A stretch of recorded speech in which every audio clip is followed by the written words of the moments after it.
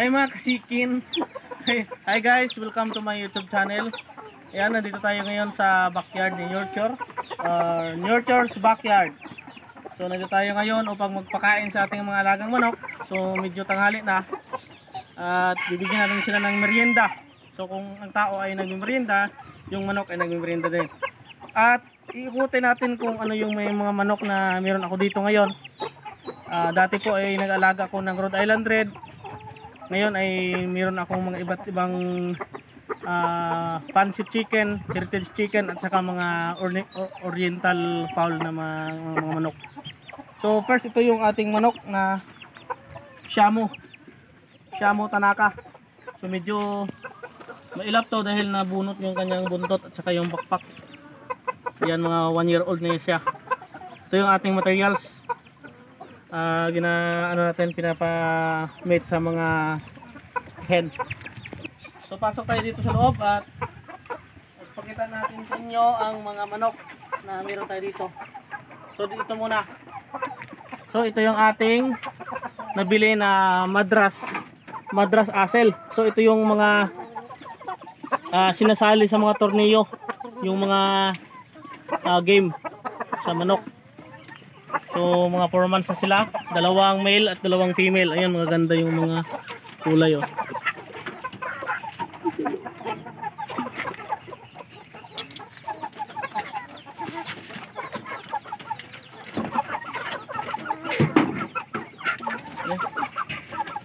Ating pasaway na rooster. So ito ay Shamu Asel. Yung bigat niya nasa 4 kilos. 3 to 4 kilos. Ayan. So ito yung ating materials.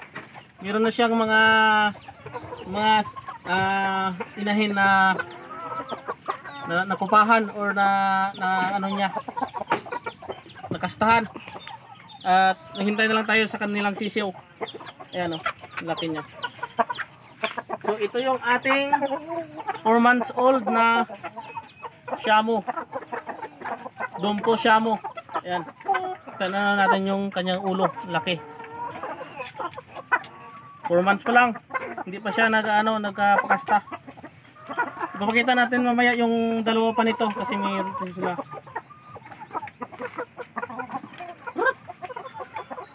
Ito yung ating chicken hatcher.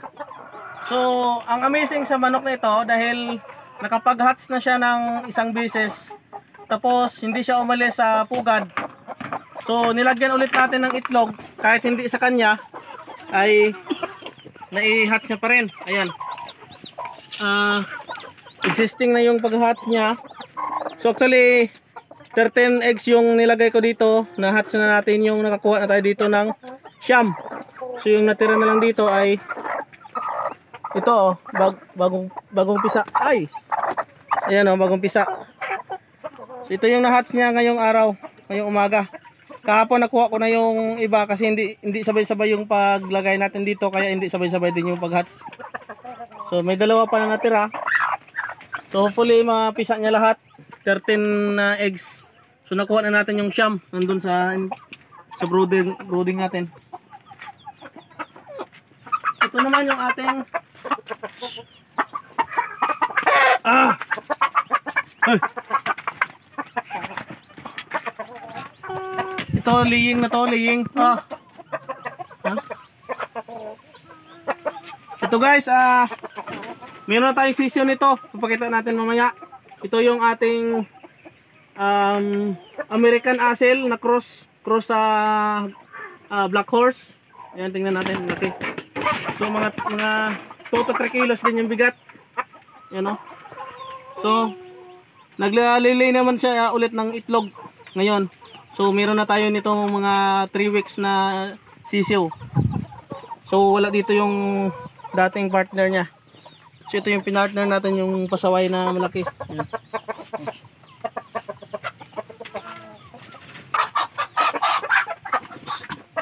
O yan o. So ito yung ating plucker na Asel. So yung style ng, tinatawag sa na plucker kasi yung style nila sa pag-away. Parang kinakagat nila dito yung sa likod yung kanilang kalaban. Yan, tingnan mo yung ganda ng mukha oh. Pula-pula. So laying na din ito. Ayan, makikita natin yung puwit niya. Malaki na. Laying na siya. Pero first time niya mag-lay. Kasi nabili natin to, medyo dumalaga pa siya. So pang materials talaga to. Ang laki niya. Ang ganda ng kulay oh. So ito yung kamit niya ngayon. Yan yung pasaway. So meron din tayo ditong wait lang. So dito muna tayo mga kanyors. So ito na lang yung natira ng ating mga heritage dahil inabot sila ng sakit, hindi natin naagapan. So actually yung nasa 13 12 heads to. Pero namatay. Yan o, nag-mimit sila. Yan yung ating mga fancy chicken, mga Chinese chicken natin, Chinese silky. So dalawang pair. Tapos meron pa dun sa kabila, yung itim. So itong natira natin, meron tayong Buck Orpington, Rhode Island Red Mahogany Red, saka yung Rhode Island Original, saka meron cross ng Black Astrolorp at Buck Orpington. So yan mga, ito naman mga kanyors, meron ang may-ari nito, merong si Sir Barloso Eduardo from Liti. So kukunin niya ito yung mga darag. Ito yung native chicken ng Panay. Yan. Actually, ano to, 8 heads. Nandun sa kabila yung isa. Ay, yung dalawang pares. So, ito ay binibenta ko ito, yung ating madras. So, ibibenta ko yung dalawa. Dahil, hindi naman, gusto ko lang magpalahi sa manok na to. Pero, siyempre, pwede na natin itong ipalahi yung dalawa. Ibibenta ko yung dalawa, yung pares.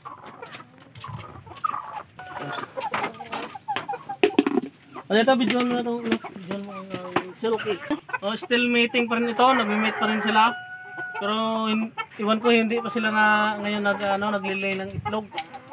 Kaya hindi ko pa nilagyan ng pugad. Sa kabila, nilagyan ko na siya ng pugad. Pero wala pang itlog. Kasi iwan ko, anong problema. Healthy naman sila at mabilis, malakas din kumain. Pero iwan ko bakit hindi sila naglilay ng eggs. Siguro, ha? Logi. Ano sila eh, active sila sa kain. So yung pinapakain natin, ito ay Galimax 21 by Pelmeco. Ito yung pang breeders natin. Kasi mas marami dito yung breeders natin compare sa mga sisiw. Yung sisiw naman ay pinapakain natin Integra 1. Hinahaluan natin ng rice bran at saka mga niyog at mga kanin na bahaw. Kaning lamig. So, dito.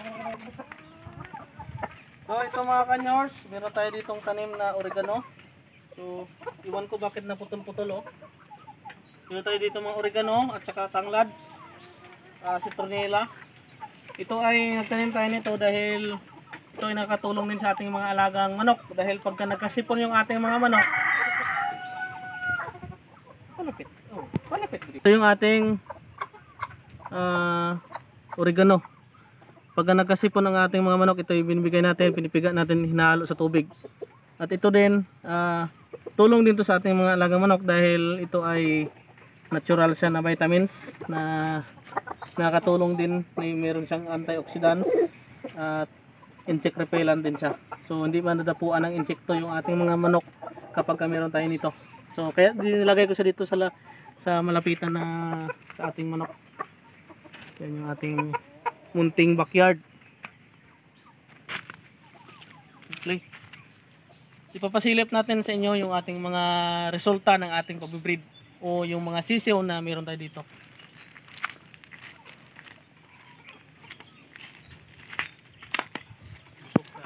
Mga nurse, meron tayo dito mga mix na mga sisiw.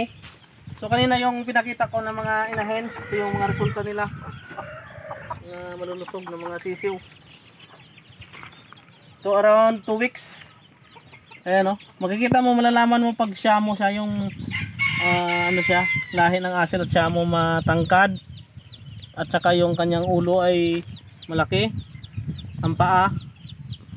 At malalaman natin kung heritage ba siya or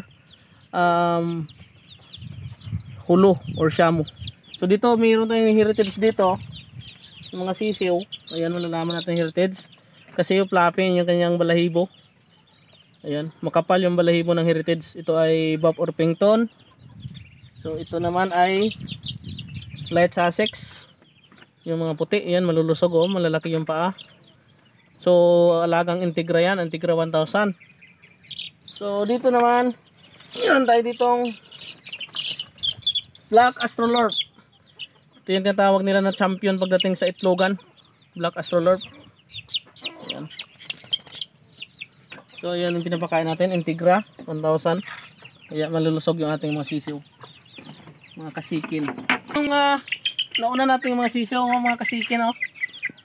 Yun o, nauna natin na masisaw. Yung kanina yung pinakita ko kanina na inahin, yun yung nanay nila.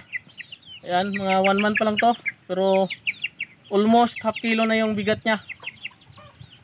Ayan, 3 sila. O, pinakawalan natin. Ayan. So dito naman tayo, medyo marami-rami sila. Ito yung anak kanina ng pinakita natin na American Asel na cross sa Black Horse. Tapos yung tatay nila, Bicol Asel. Ito sila. 3 weeks na sila. So mag 1 month pa lang sila. Pero ang laki na. Ayan. Tayo. Ayan o. Yan yung paa niya. Malaman mo pag Asel at Shamu, yung kanyang tindig niya. At saka yung late mag-develop yung kanilang feeders or mga balahibo. Ayan sila dyan o. Yan. Yan yung mga resulta ng ating pagbibreed ng manok. So successful naman. Medyo mayroon mga mortality pero konti lang. Ibig sabihin nagli-learn tayo pagdating sa pag-alaga ng manok. So mga kanyors, kanina yung sinabi ko na kapatid nung ipakita natin. Ayan, 3 sila. Ayan, 4 months na Shamu Dumpo. Matangkad na sila. So ang bigat nila mga 2 kilos na. 4 months pa lang. Malalaman natin yung Dumpo na Shamu sa kanyang balahibo, sa ulo niya. Malalaki yung ulo nila at saka yung tuka.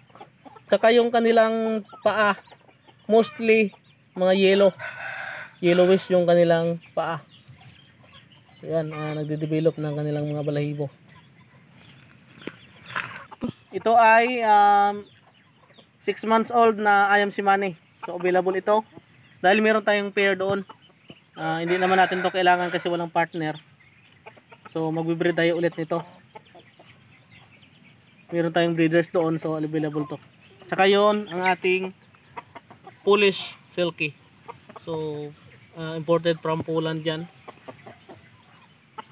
Available din yan.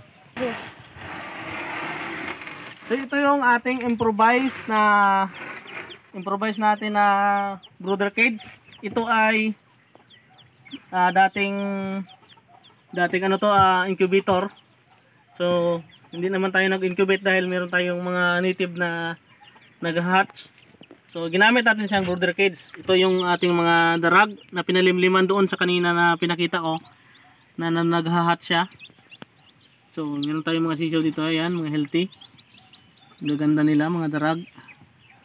So from here, so pagkatapos dito, pag medyo maliksi na sila, mga 2 weeks, ililipat natin dito. Pag lipat natin dyan, so doon naman natin lilipat.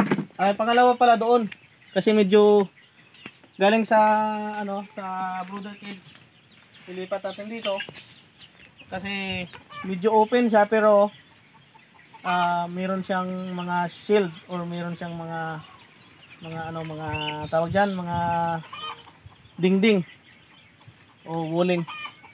After dito natin siya ilalagay, so hardening na siya, and then pag mga 1 month na siya, ililipat na, i-pre-range natin sila kasi mas healthy yung manok natin kapag pre-range dahil marami silang matutuka ng mga live na mga uod, mga bulate, saka mga anay, at saka meron silang matutukan na mga mga prutas na nalaglag. So yan lang muna yung ating vlog dito sa ating backyard. So sa mga gustong mag-avail ng ating mga sisiyo, so maaari kayong mag-comment sa akin. Mag-message kayo sa aking Facebook, Salvador Adonay Jr. At saka pwede rin kayong mag-inquire o magtanong. Ako meron kayong mga suggestion. So ang aking na-share sa inyo based lang on my own experience. Kung meron akong mga nakaligtaan o meron akong nasabi na hindi angkop doon sa standard, so pagpasensyahan nyo dahil based lang on my own experience. Hindi po ako expert, but I am willing to learn para sa pag-alaga ng manok dahil ito yung passion natin. So maraming salamat. See you on my next vlog. Bye bye mga kashikin.